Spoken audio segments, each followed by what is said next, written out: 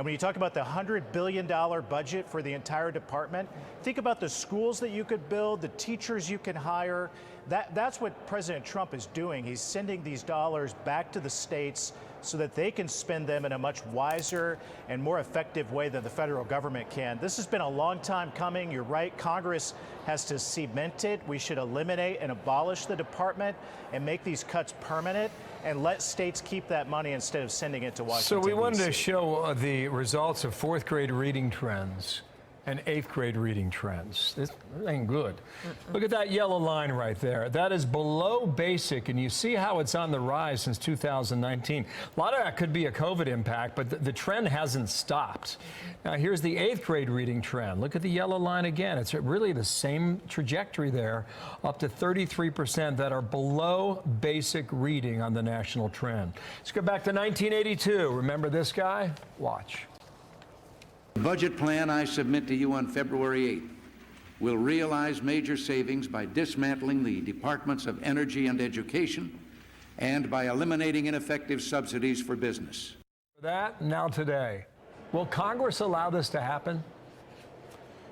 Well, Bill, let me tell you where reading scores are going up in states like Indiana, where we have one of the best school choice programs in the whole country.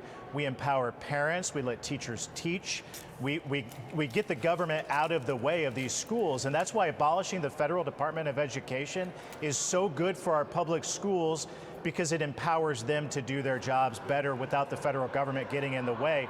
Over the years, we've seen Republican presidents and Democrat presidents pass bills like Common Core and Race to the Top, No Child Left Behind, that have bloated the federal role in education. Now it's time to unwind it. That's what President Trump is doing in Congress.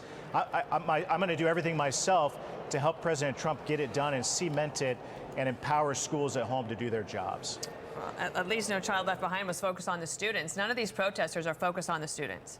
And one of the things that is going to be pushback against the Trump administration and people in Congress that support abolishing the Department of Education is something Democrats are saying today, which is the Department of Education is tasked with protecting disabled students across America.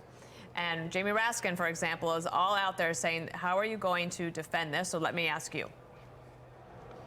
Well, I think it's simple. That will be done at the state level.